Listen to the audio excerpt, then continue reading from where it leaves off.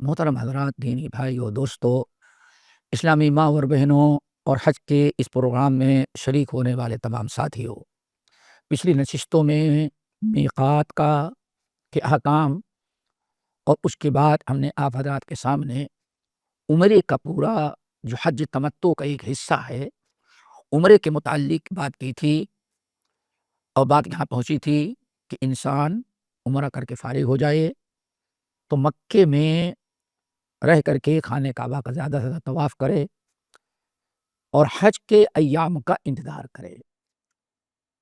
حج کی ابتدا ہوتی ہے یوم الترویہ۔ یوم الترویہ ذی الحجہ کی 8 تاریخ کو یوم الترویہ کہا جاتا ہے۔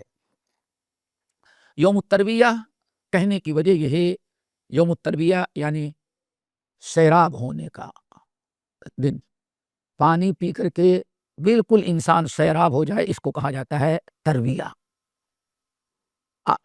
ذی الحجہ کی 8 تاریخ جو ہے، 8 تاریخ سے لے کر کے آخر تک سب کے نام الگ الگ ہیں، آپ پہلے یہ سمجھ لیں۔ 8 تاریخ کا نام جو ہے یوم الترویہ ہے، 9 کو یوم عرفہ ہے، 10 کو یوم النحر ہے، پھر 11، 12، 13 یہ 3 جو ہے ان کا نام ایام تشریق ہے۔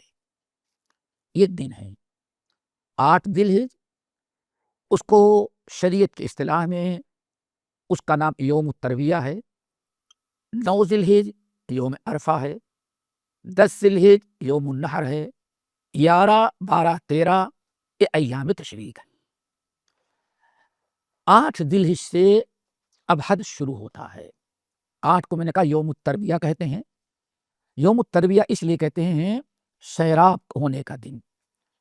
عرب میں پانی کی بڑی قلت ہوتی تھی، مینا عرفات وغیرہ میں پانی نہیں رہتا تھا، پہلے کھلا میدان تھا، تو حاجی لوگ عام طور پر اونٹ کے ساتھ آتے جاتے تھے، تو عرب کے لوگ یا مکے وغیرہ کے لوگ 8 ذی الحجہ کو اپنے اونٹ کو سواری کو خوب پانی پلا دیتے تھے، اور اونٹ کی خوبی ہے کہ اونٹ روزانہ پانی نہیں پیتا، اللہ نے اس کے اندر صلاحیت رکھی ہے، اور اللہ کا کرم ہے کہ اونٹ ایک دن دودھ پانی پی لیتا ہے اور پوری پانی کی ٹنکی اپنی تھیلی بھر لیتا ہے، تو اگر 8 دن پانی نہ ملے تو بغیر پانی کے رہ لیتا ہے۔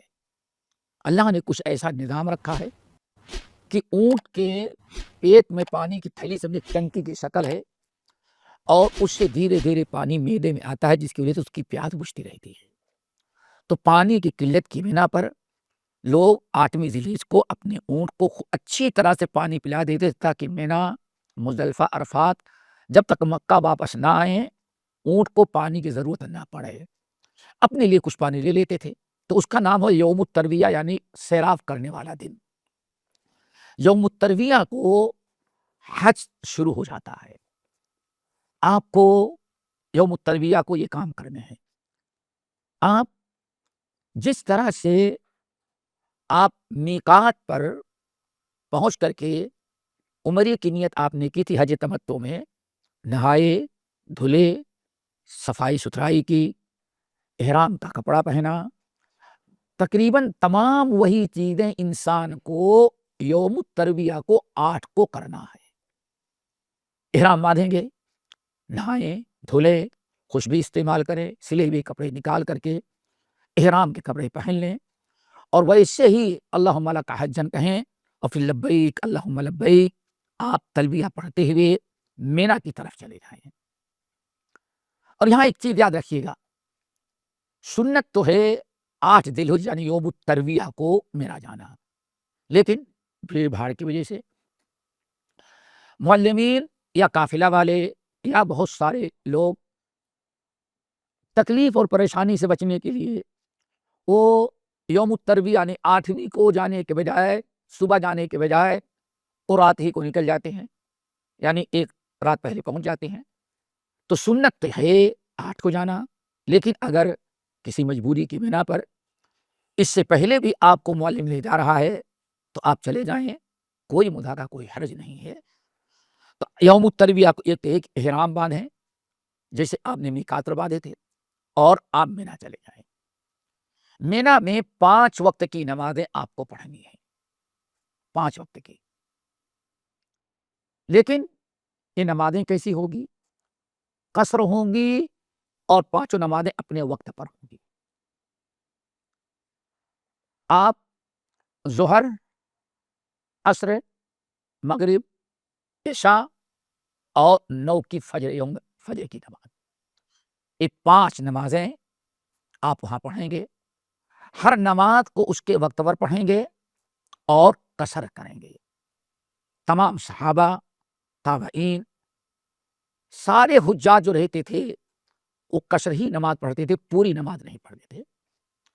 سنت یہی ہے کہ آپ قصر نماز پڑھیں اور ہر نماز کو اس کے وقت پر پڑھیں، باجماعت پڑھیں. اگر مسجد میں انتظام نہیں ہے، مسجد سے دور آپ ہیں، مسجد میں وہاں سرکاری امام ہوتا ہے اور باجماعت نماز قصر پڑھاتا ہے. اگر مسجد تک پہنچنا ممکن نہیں ہے تو آپ اپنی خیمے ہی میں باجماعت نماز پڑھیں لیکن قصر پڑھیں. ہمارے بر صغیر کے لوگ لڑتے ہیں، کہتے ہیں نہیں نہیں ہم پوری پڑھیں گے. اب ان کی مرضی سنت کے خلاف ہے. سنت یہی ہے کہ نماز قصر ادا کی جائے.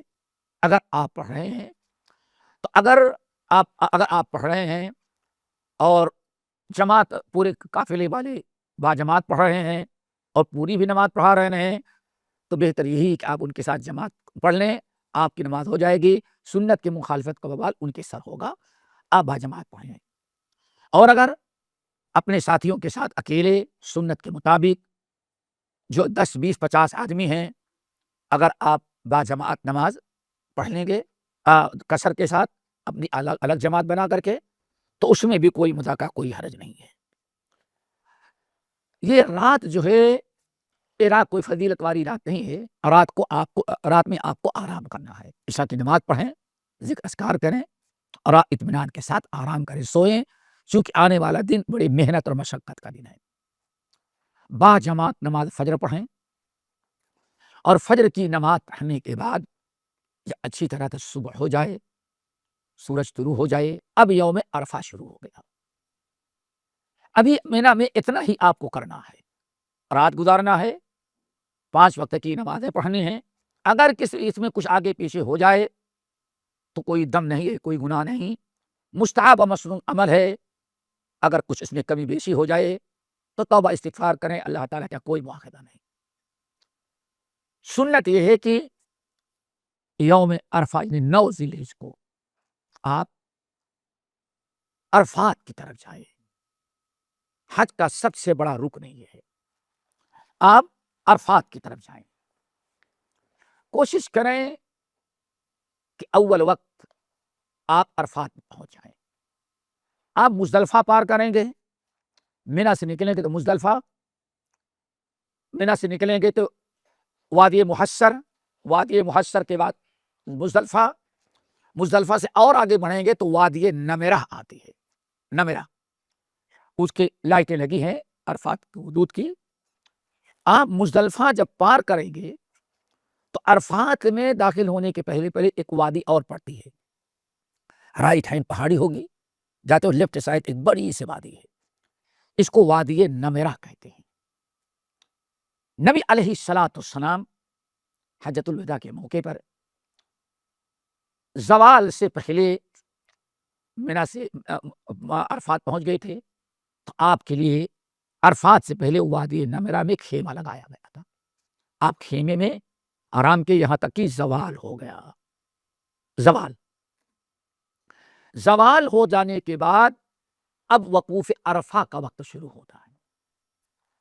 اگر آپ وادی نمرہ میں نہیں ٹھہرے، آپ کے قافلے والے آپ کو سیدھے عرفات لے کے چلے گئے اور عرفات میں جو آپ کا خیمہ ہے وہاں آپ کو چھوڑ دیا، کوئی حرج نہیں ہے. انشاءاللہ حج میں کوئی فرق نہیں آئے گا، مستحب عمل تھا وادی نمرہ میں ٹہلنا.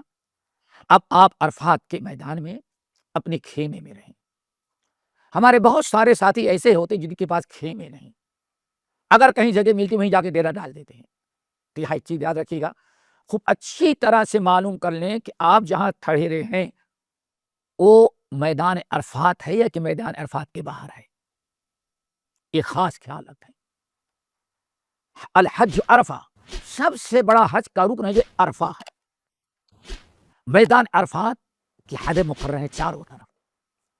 کبھی سہولت کے لیے آدمی کہیں کنارے ٹھہر جاتا ہے اور وہ حدود عرفہ کے باہر ہے، حج نہیں ہوتا۔ آپ نے کیا وقوف عرفہ کیا، آپ تو باہر رہ گئے۔ اسی لیے آپ تحقیق کر لیں، پولیس سے پوچھ لیں، عام حاجیوں سے نہیں پوچھیں، پولیس سے پوچھ لیں کہ بھائی ہم یہاں ٹھہرے ہیں، یہ عرفہ ہے کہ نہیں ہے۔ اگر عرفہ کے میدان میں ہیں تو آپ بیٹھے رہیں، اپنے خیمے میں رہیں، اللہ تعالیٰ کا ذکر کریں، توبہ استغفار کریں، تلاوت قرآن کریں، یہاں تک کہ ظہر کا وقت ہو جائے۔ ظہر کے وقت ہوتے یہ وقوف عرفہ کا اصل ٹائم ہے، یہاں سے وقت شروع ہوتا ہے۔ سب سے پہلے وقوف عرفہ جو ہوگا اس کے لیے یہ چیز یاد رکھنا چاہیے، امام خطبہ دے گا، مسجد نمرہ ہے، مسجد نمرہ بڑی مشہور مسجد ہے، امام خطبہ دے گا۔ خطبہ دینے کے بعد ظہر اور عصر کی نماز ایک ساتھ پڑھنی ہے۔ یہ حج کے سے تعلق ہے۔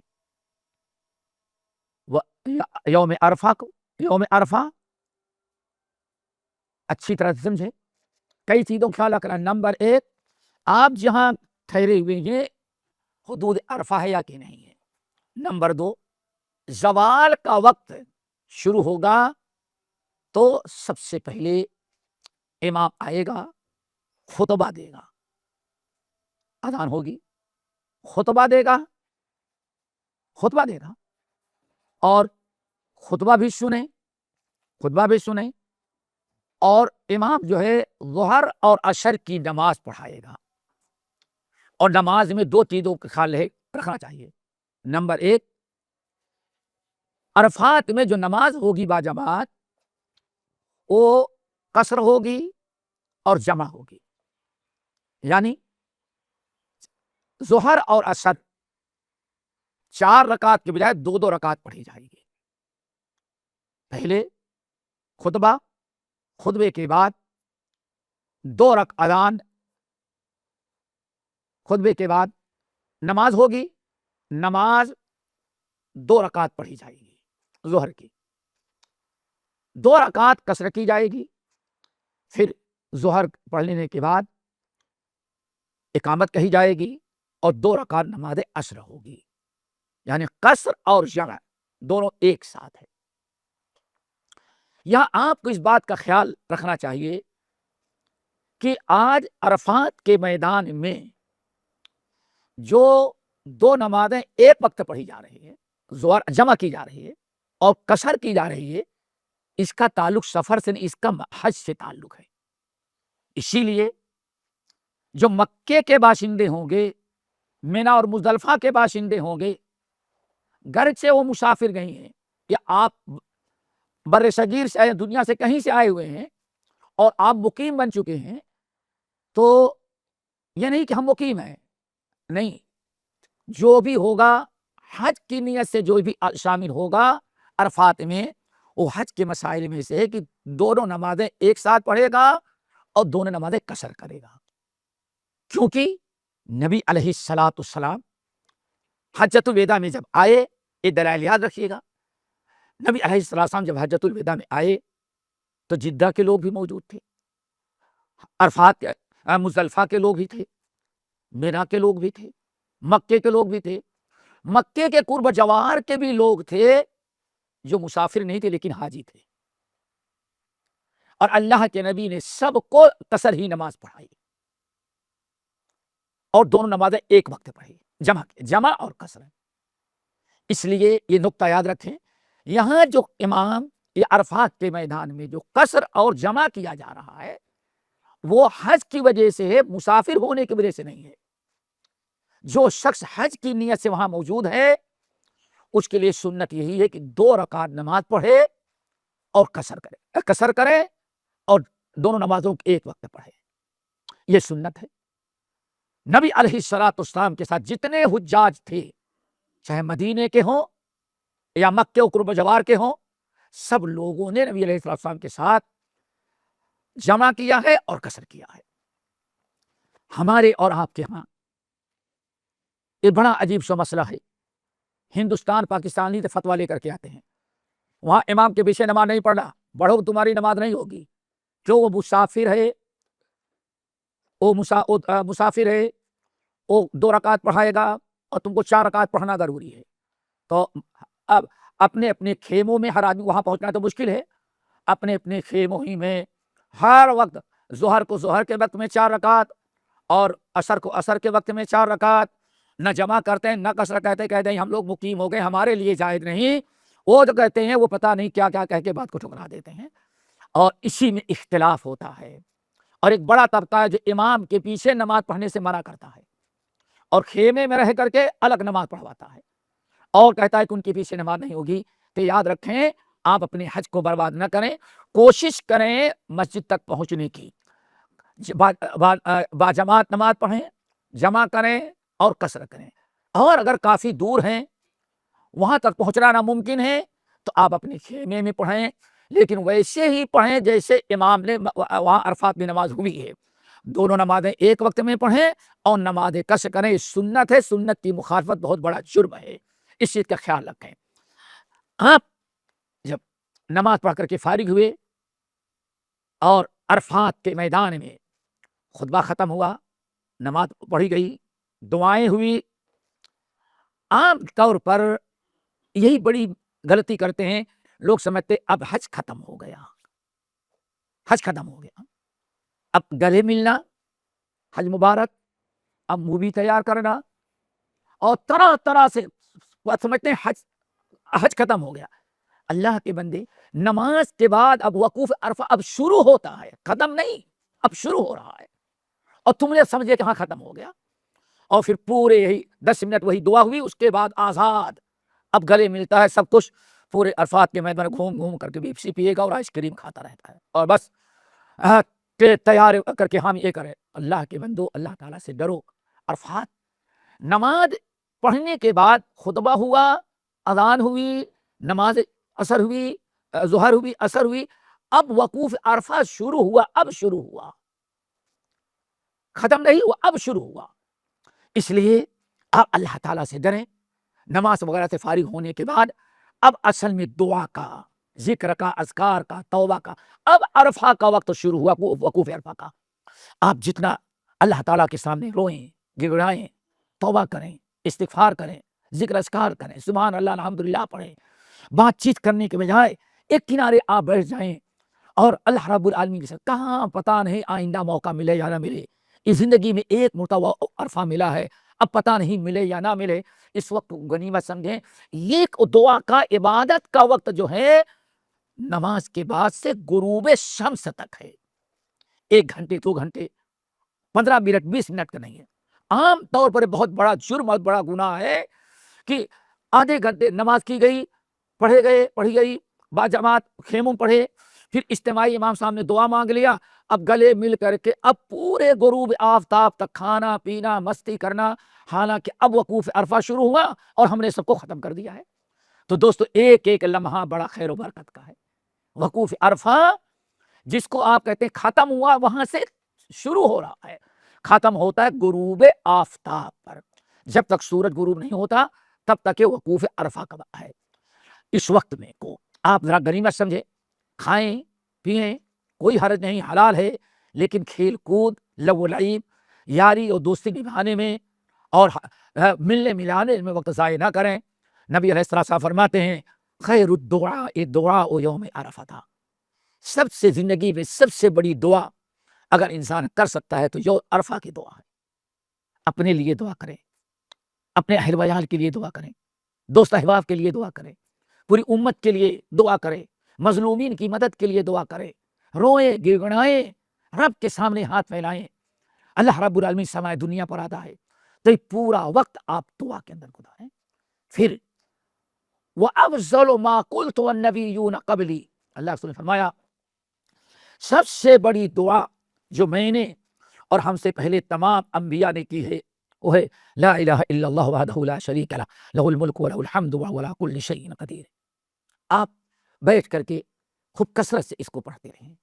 دوستو عرفہ کے یہ اعمال ہیں, قبلہ رو ہو جائیں، قبلہ رو ہو کر کے آپ بیٹھ جائیں اور جتنی دعا کر سکتے ہو، جتنا ذکر اذکار کر سکتے ہو، زندگی میں ایک موقع ملا ہے، چند گھنٹوں کا ہے، زوال سے شروع ہوتا، نماز ظہر سے شروع ہوتا ہے یا زوال سے شروع ہوتا ہے اور غروب آفتاب پر ختم ہو جاتا ہے، تو اس وقت کو اس میں گزارنے کی کوشش کریں۔ ہمارے بہت سارے بھائی کیا کرتے ہیں، ان کو سب سے بڑی فکر ہوتی ہے جبل رحمت پر پہنچنے کی، جبل رحمت پر پہنچنے کی۔ دوستو، نبی علیہ السلام کے زمانے میں جبل رحمت تک پہنچنا آسان تھا۔ آپ گئے اور وہاں جبل رحمت کے دامن میں کھڑے ہو کر کے اللہ تعالیٰ سے دعائیں کرتے رہے، رو رہے تھے، دعائیں کی۔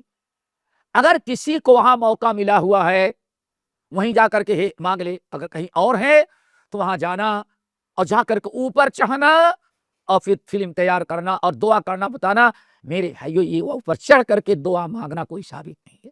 نبی علیہ السلام اس کے دامن میں نیچے دعا مانگتے تھے، جبل رحمت پر چڑھنا اور وہاں جا کر کے دعا کرنا یہ بدعات میں سے اس کا کوئی ثبوت نہیں ہے۔ جبل رحمت آپ دیکھیں گے سامنے چھوٹی سی پہاڑی نظر آتی ہے، وہاں تک پہنچنا کوئی ضروری نہیں ہے۔ آپ نے فرمایا وقفتھا ہونا وعرفہ کلھا موقف، اے لوگوں میں نے یہاں کو وقوف کیا ہے، یہی آ کر کے کھڑا ہونا دعا کرنا کوئی ضروری نہیں۔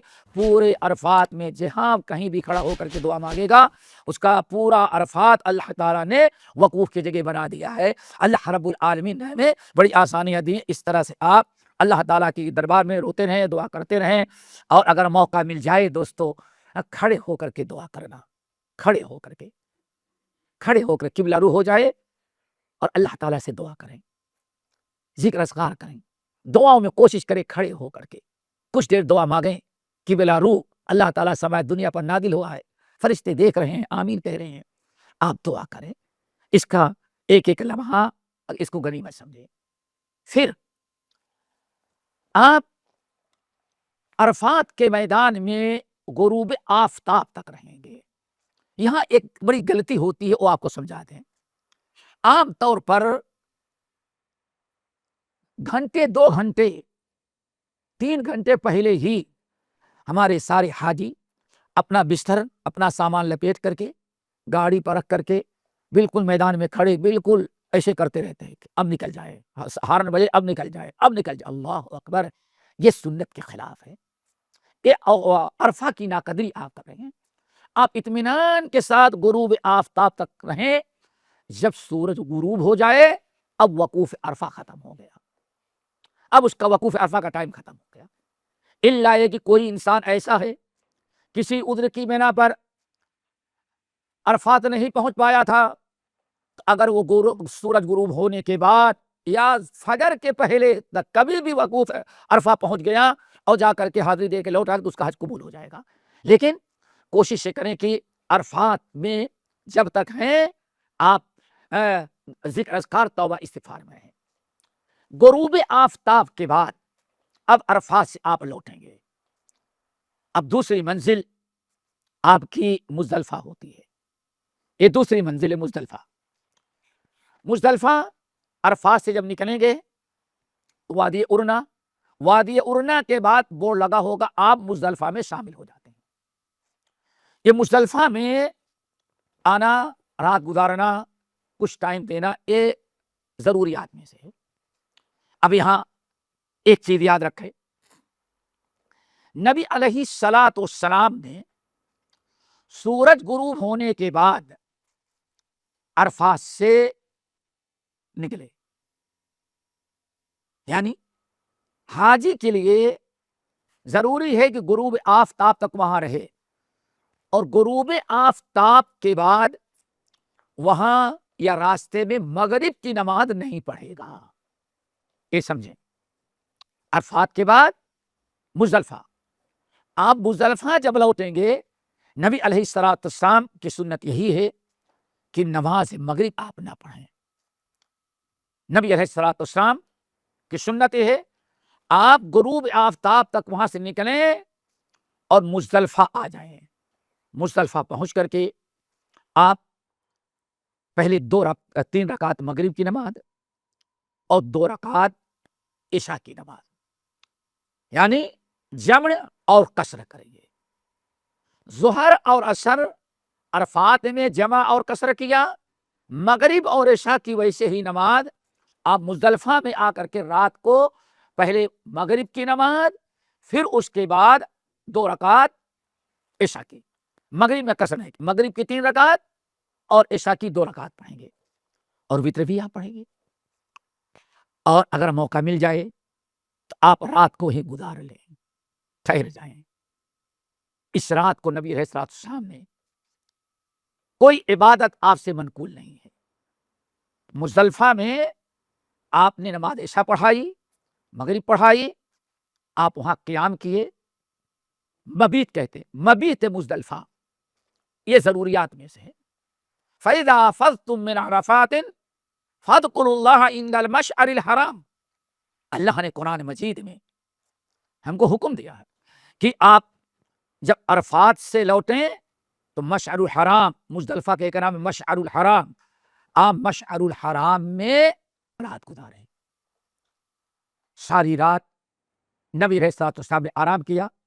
حاجیوں کے لیے بھی یہی سنت ہے کہ رات پوری رات گزاریں، اور سنت کے مطابق نبی علیہ الصلوۃ والسلام نے فجر کی نماز پڑھائی۔ ذرا اس کو اچھی طرح سے یاد رکھیں، فجر کی نماز پڑھائی، اور فجر کی نماز پڑھانے کے بعد نبی علیہ الصلوۃ والسلام مشعر الحرام پر کھڑے ہو کر کے بہت دیر تک دعائیں کی۔ آپ نے دعا کی۔ یہ حج کے ان مقامات میں سے ہے، دوستو یاد رکھیں، حج کے ان مقامات میں سے ہے جہاں نبی علیہ السلام نے خصوصی دعا کی ہے۔ عرفات میں دعا، عرفات میں، عرفات کے بعد مزدلفہ میں، مزدلفہ میں فجر کے بعد نبی علیہ السلام نے دعائیں کی، یہاں تک خوبصورت صبح روشن ہو گئی۔ پھر آپ نے وہاں سے قیام سفر کیا اور مینا کی طرف آئے۔ یہ ذی الحجہ کی 10ویں تاریخ ہوگی، یوم النحر، جس کو یوم الحج الاکبر کہا گیا۔ یہ دن بڑا اہم ہے۔ اب یہاں ایک چیز اور یاد رکھیں، سنت یہ ہے کہ پوری رات عشاء اور مغرب کی نماز پڑھ کر کے پوری رات گزارا جائے وہاں، سنت یہ ہے۔ اور فجر کی نماز پڑھ کر کے دعا کریں، خوب صبح روشن ہو جائے، پھر اس کے بعد وہاں سے نکلیں۔ لیکن اگر مجبوریاں ہیں، کچھ پریشانیاں ہیں، تو معذور، کمزور عورتیں، بوڑھے، چھوٹے بچے جو بہت زیادہ بھیڑ بھاڑ برداشت نہیں کر سکتے، ایسے لوگوں کو اجازت دی ہے کہ آدھی رات کے بعد بھی وہ نکل جائیں تو کوئی حرج نہیں۔ یہ اصل میں مجبوری تھی، اور سب کے لیے نہیں۔ کمزور، ضعیف عورتیں، جو مریض، جو بھیڑ بھاڑ میں پریشان ہو سکتے ہیں، ان کے لیے اجازت دی ہے مزدلفہ سے مینا چلے جائیں، جیسے کہ نبی علیہ السلام نے کمزور لوگوں کو بھیج دیا تھا، جا سکتے ہیں۔ اگر کوئی ایسی حالات ہو گئے کہ جس میں زیادہ دیر تک بالکل ناممکن ہو گیا، ٹریفک میں پھنس گیا یا کوئی اور وجہ ہو گئی، تو اگر انسان آدھے گھنٹے بھی مزدلفہ میں رات گزار لیا تو یہ مبیت مزدلفہ کا جو حکم ہے وہ ادا ہو جاتا ہے۔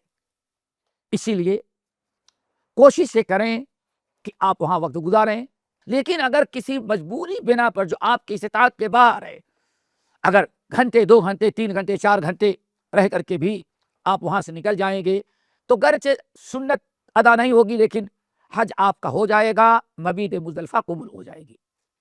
یہ تو مزدلفہ کا حکم تھا۔ اب دوستو 10 کی صبح ہو گئی، یوم النحر ہے۔ یوم النحر، یہ جو یوم النحر ہے، یہ آج سب سے مشکل اور کیا کہتے ہیں، حج کے ایام میں سب سے بھاری اور بڑے اعمال آج ہیں۔ 4 اعمال ہیں، ان چاروں کو یاد رکھیں۔ یوم النحر کو جس کو عید الاضحیٰ کہتے ہیں آپ، وہاں یوم النحر کہا جاتا ہے۔ یوم الترویہ، یوم عرفہ، یوم النحر، بہت عظمت والا دن۔ حج کے 4 بڑے احکام آج ہیں. ابھی تو صرف وقوف عرفہ کیا ہے آپ نے اور مبیت مزدلفہ کی ایک ایک عمل. آج کا دن جو ہے ایک بڑی مشقت کا دن، اسی لیے کہا جاتا ہے کہ نبی علیہ الصلوۃ والسلام عرفات سے جب مزدلفہ آئے، نماز مغرب عشاء پڑھا کر کے لیٹ کے آرام کیا. سارے حاجی کیوں رات کو آرام کر لیں؟ چونکہ آنے والی صبح جو ہے یوم النار، وہ بڑے محنت اور مشقت والا دن ہے. 4 حج کے ارکان ہیں اس دن، بڑے اعمال، ان کو یاد رکھیں. نمبر 1 رمی جمرات، نمبر 2 نہر یا ذبح، نمبر 3 حلق، نمبر 4 طواف زیارہ. یہ 4 اعمال ہیں اور یہی سے حج پورا ہوتا ہے. سب سے مشقت والا دن یہ ہے. ترتیب یہ ہونی چاہیے چاروں کی. سب سے پہلے رمی جمرات، اس کے بعد ذبح، اس کے بعد حلق، اس کے بعد طواف زیارہ. سنت یہ ہے کہ یہ ترتیب کی جائے.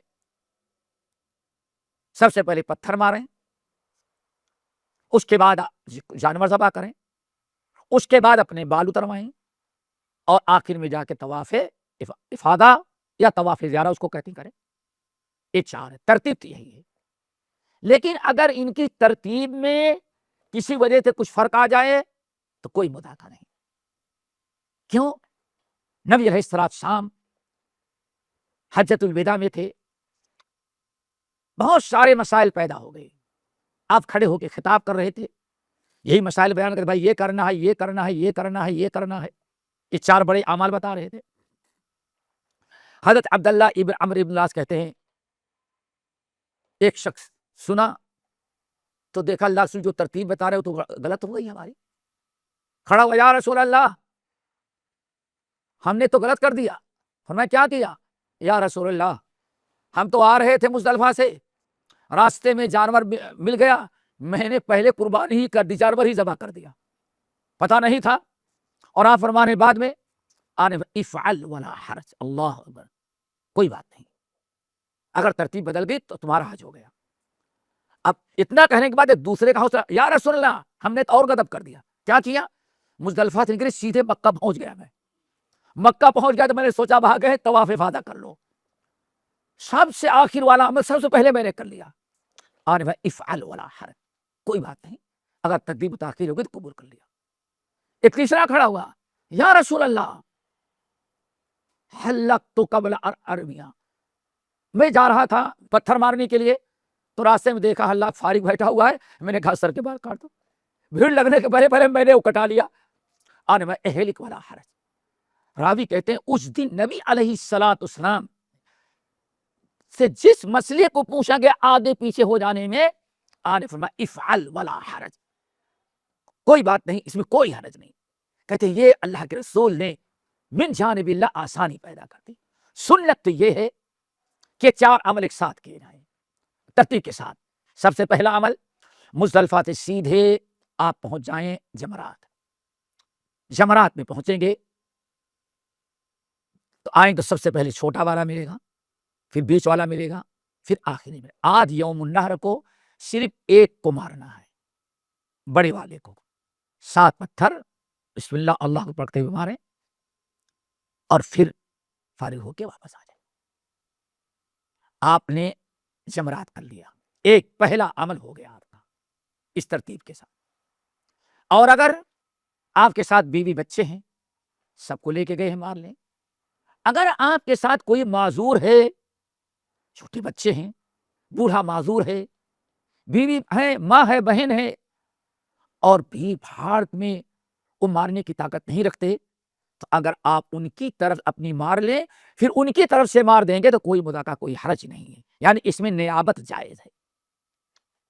پھر اس کے بعد رمی جمرات سب سے پہلے. اب اس کے بعد جانور ذبح کرنا ہے. اگر آپ کو اپنے سے جانور ذبح کرنا ہے تو کوشش کریں ذبح کرنے کی. لیکن اگر آپ نے پیسہ جمع کر دیا ہے، اس نے ٹائم بتا دیا ہے تو کوئی حرج نہیں.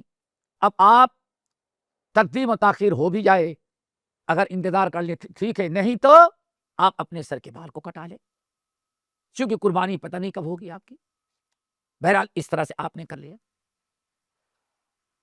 آپ نے رمی جمرات کر لیا، قربانی آپ کی ہو گئی، آپ نے سر کے بال کٹا لیا، اب ایک عمل رہ گیا بس، طواف افاضہ۔ طواف افاضہ، طواف افاضہ ایک رکن رہ گیا ہے۔ اب یہاں ایک چیز آپ یاد رکھیں، وہ بڑی ضروری ہے۔ اگر آپ نے یہ 3 عمل کر لیا یا 2 عمل، ایک تو جمرات کو آپ نے مار لیا، پتھر، قربانی ہو گئی، پیسے ہی دے دیں، اور آپ نے سر کے بال کٹا لیا، اب آپ کو تحلل صغرا حاصل ہے۔ اس کو سمجھیں، احرام کی وجہ سے جتنی چیزیں آپ پر حرام تھی، اگر آپ نے یہ کر لیا تو ساری چیزیں آپ کے لیے حلال ہو گئی۔ سلے ہوئے کپڑے پہننا، خوشبو استعمال کرنا، ناخون تراشنا، بال نکالنا، یہ ساری چیزیں آپ کے لیے جائز ہو گئی۔ صرف بیوی آپ کے اوپر حرام ہے، بیوی سے ملاپ کرنا یہ حرام، اگر کیا تو گڑبڑ، حج گیا آپ کا۔ یہ چیز یاد رکھنا، تحلل صغرا کہا جاتا ہے اس کو۔ اور اگر ان کے بعد آپ نے طواف بیت اللہ طواف بھی کر لیا تو طواف کر لینے کے بعد تحلل کبرا، یعنی ساری چیزیں احرام کی وجہ سے، حج کی وجہ سے جو آپ پر حرام تھی، ساری چیزیں اللہ نے آپ کے لیے حلال کر دیا۔ لیکن جب تک طواف نہیں کریں گے تحلل صغرا حاصل ہے، یعنی خوشبو لگانا، ناخون تراشنا، بال نکالنا، سلے ہوئے کپڑے پہننا، بیوی کے علاوہ ساری چیزیں آپ کے لیے حلال ہو، نارمل زندگی آپ گزاریں۔ اور اگر آپ نے طواف افاضہ کر لیا تو ساری چیزیں۔ اب طواف افاضہ اس کے کچھ مخصوص احکام ہیں، کوشش تو کریں کہ اسی دن ہو جائے، کوشش کریں، لیکن یہ طواف حج کے ارکان اور فرائض میں سے ہے۔ اور دوسری چیز، آپ حج تمتع کر رہے تھے، حج تمتع کر رہے تھے، کر رہے ہیں، آپ پر طواف افاضہ کے ساتھ صفا مروہ کی سعی فرض ہے، صرف طواف افاضہ نہیں ہے۔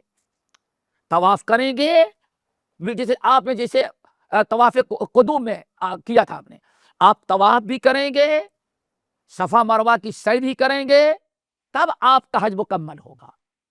یہ طواف افاضہ، چونکہ آپ حج تمتع کر رہے تھے، اس لیے آپ کے اوپر طواف افاضہ کے ساتھ ساتھ صفا مروہ کی سعی بھی کرنا فرض ہے، اور سعی بھی ویسے ہی کریں گے جیسے آپ نے طواف قدوم میں کیا تھا۔ اگر آپ نے صفا مروہ کی سعی بھی کر لی اور طواف افاضہ کیا، صفا مروہ کی سعی بھی کر لی، اب آپ کو تحلل کبرا حاصل ہو گئی، اب آپ کے حج کے سارے ارکان ادا ہو گئے، اب آپ پر کوئی چیز فرض نہیں رہ گئی ہے، بس ایک ذمہ داری اور ہے، وہ کیا ہے؟ مبیت مینا، 3 دن مینا میں رات گزارنا، 11، 12 اور 13 کی رات، یہ 3 دن۔ اگر 3 دن نہیں، رب العالمین فرماتے فمن تعجل فی یومین فلا اثم علیہ ومن تاخر، یعنی اگر کوئی 12 کو پتھر مار کر کے نکل جائے، واپس آ جائے تو کوئی حرج نہیں ہے، لیکن نبی صلی اللہ علیہ وسلم نے 13 کو بھی، یعنی یوم النحر کے بعد 3، 11، 12، 13 کی رات گزاری اور 13 کو پتھر مار کر کے آپ آئے۔ تو سنت تو یہی ہے، نبی نے یہی عمل کیا ہے کہ 3 دن، لیکن آج اگر کسی کو سہولت تو تیسرے دن عمل کرے ٹھہرے، اور نہیں تو واپس۔ لیکن ایک چیز یاد رکھیے گا دوستو،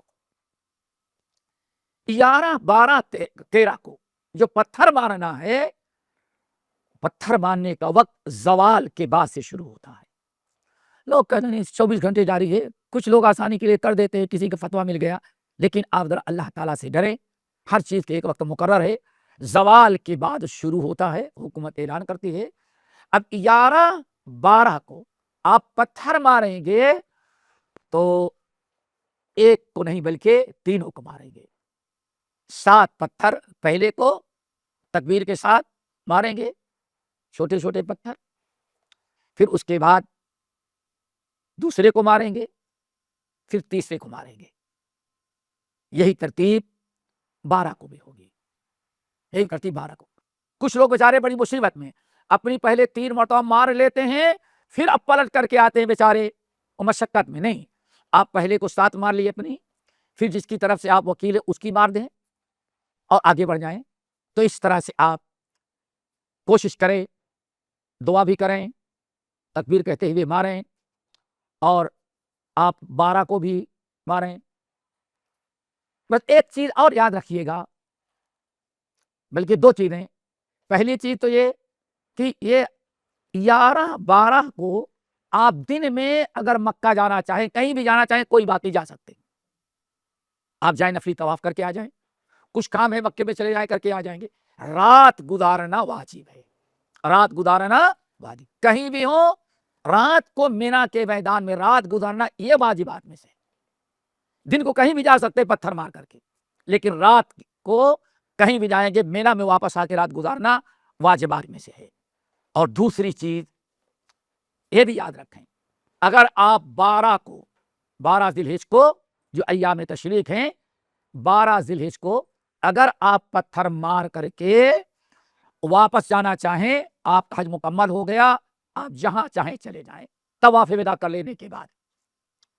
اور اگر یہ بڑا ضروری مسئلہ ہے، اگر 12 کو سورج غروب ہونے کے پہلے اگر آپ نے مینا چھوڑ دیا تو کوئی بات نہیں. لیکن اہل علم کی بڑی جماعت کہتی ہے، اگر 12 تاریخ کو سورج غروب ہو گیا اور آپ مینا سے نہیں نکلے تو آپ کو 13 کی رات گزارنا بھی ضروری ہے. اور پھر 13 کی رات گزارنے کے بعد دن میں پتھر مار کر کے پھر واپس آئیں گے. اگر کیسا آپ کو نکلنا ہے تو سورج غروب ہونے کے پہلے نکل جائے، ورنہ نبی علیہ السلام نے ارشاد فرمایا، اگر سورج غروب ہو گیا 12 کے دن اور آدمی مینا چھوڑ کے نہ نکلا، وہاں ٹھہرا رہ گیا، تو اس کے لیے مینا کی مبیت، اس رات کو رات گزارنا بھی واجب ہے اور پتھر مارنا بھی اس کے لیے ضروری ہے. یہ چیز تو ہو گئی مینا کی. ان ایام میں خوب کثرت سے اللہ تعالیٰ کا ذکر ہونا چاہیے. فَإِنَّهَا أَيَّامُ أَكْلٍ وَشُرْبٍ. اللہ نے کوئی مخصوص عبادت نہیں رکھی ہے. یہ ایام تشریق میں کھانے کے دن ہیں، پینے کے دن ہیں، اپنے خواہشات پوری کرنے کے دن ہیں، اور اللہ تعالیٰ کے ذکر کے دن ہیں. ایام اکل و شرب. اور اللہ تعالیٰ نے کو عید کا دن قرار دیا ہے. عیدنا اہل الاسلام، ہم مسلمانوں کے لیے عید کا کیا مطلب؟ یعنی عید الاضحیٰ 10 سے لے کر کے 13 تاریخ تک یہ ہماری عید کا دن ہے. اس لیے باتفاق علماء ان دنوں میں روزہ اللہ نے حرام قرار دیا ہے. ایک چیز تو یہ ہے. دوسری چیز یہ، آپ کے حج پورے مکمل ہو گئے، اب ایک چیز ضروری رہ گئی، بس حج کے سارے ارکان ادا ہو گئے. آپ کے ایک چیز ضروری رہ گئی ہے، وہ کیا ہے؟ آفاقی کے لیے طواف وداع. طواف وداع یعنی آپ آ گئے، نفلی طواف کرتے رہیں، کوئی بات، اب تو مکے میں آ جائیں گے، یا مکے میں نہیں رہنا ہے، مثال کے طور پر اسی دن آپ کی فلائٹ ہے 2 دن کے بعد، تو آپ کے لیے جائز نہیں کہ طواف وداع کے بغیر جائیں. طواف وداع آپ کر لیں گے. حج کے مسائل میں صرف ایک چیز آپ پر ضرور دیکھ گئی ہے، طواف وداع کرنا. آخر اللہ رسول فرماتے ہیں حاجی اور کے لیے ضروری ہے کہ جب مکے سے نکلے تو سب سے آخری عمل اس کا اللہ تعالیٰ کے گھر کا طواف ہو. ایک طواف وداع آپ کریں گے. طواف وداع میں صفا و مروہ کی صحیح نہیں ہے، صرف طواف وداع ہے اور دعا کر کے نکل جائیں. لیکن اگر عورت ہے، آپ کے ساتھ لیڈیز ہے، اور اس طرح سے طواف وداع کے موقع پر ان کی ناپاکی لاحق ہو گئی، ان کی نماز چھوٹ گئی، پیریڈ کی حالت میں ہیں یا ولادت ہے، نفاس کی حالت میں ہیں، تو اللہ نے بڑا احسان کیا ہے. جس عورت کو پیریڈ آ جائے یا ولادت ہو جائے، حالت نفاس میں ہو، پورا حج کر چکی ہے طواف افاضہ، تو ایسی عورت کے لیے طواف وداع اللہ نے معاف کر رکھا ہے. یہ اس طرح سے طواف وداع تک میں نے آپ کے سامنے رکھا ہے. دعا کرو اللہ تعالیٰ ہمیں اسی کے مطابق حج کرنے اور تمام ارکان کو ادا کرنے کی توفیق نصیب فرمائے. اقول قولی ھذا واستغفر اللہ من کل ذنب واتوب الیہ.